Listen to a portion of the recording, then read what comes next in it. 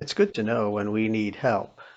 Sometimes we think we know what we're doing and we don't really, and we can be unaware of our need for help. In 1989, we moved to Haiti and lived there for 1 year from the summer of 1989 to the summer of 1990. In 1988, I went um, to Haiti, or in the spring of 89. I forget exactly when it was, but it was before we moved. I went to Haiti and to the place where we were going to be living.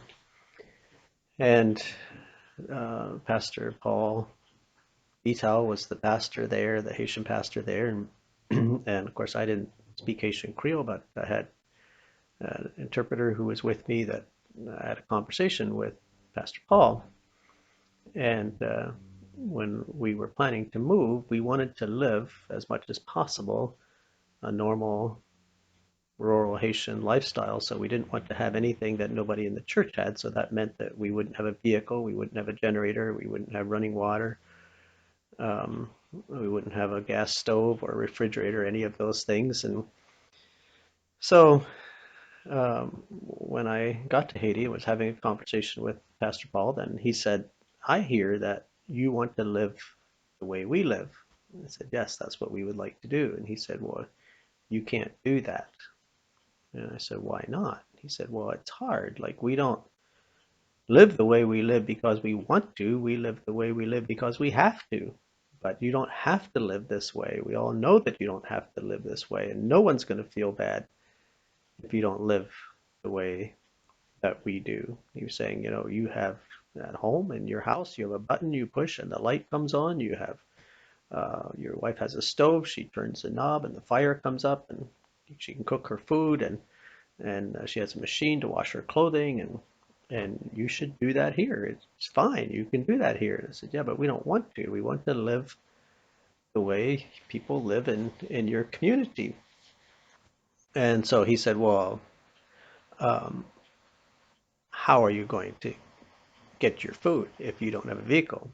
I said, "Well, how do you get your food?" Well, he said, "We go to market." And he said, "How are you going to get to market?" I said, "Well, how do you get to market?" Well, he said, "We go by tap. I said, "Well, we can do that too." I said, "So then you get home. How is your wife going to cook your food if you don't have a stove?"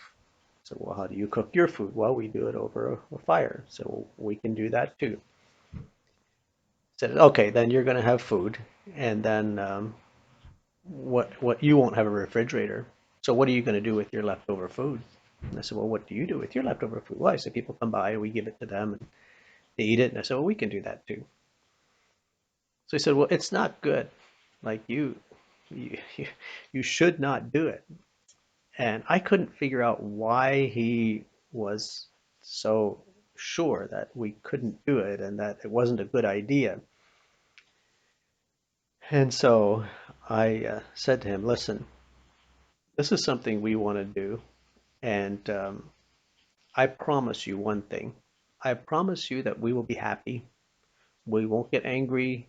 We won't get frustrated. We will be happy. But we would really like to try it and do it. But I won't do it without your permission. But if you would give your permission, we would really like to try it. And I promise you that we won't get angry or unhappy." I said, "Okay, you can do it, and we'll help you." And they did. And if they wouldn't have, I don't know what we would have done, because we had a lot of things to learn, many things that we had no idea how to do.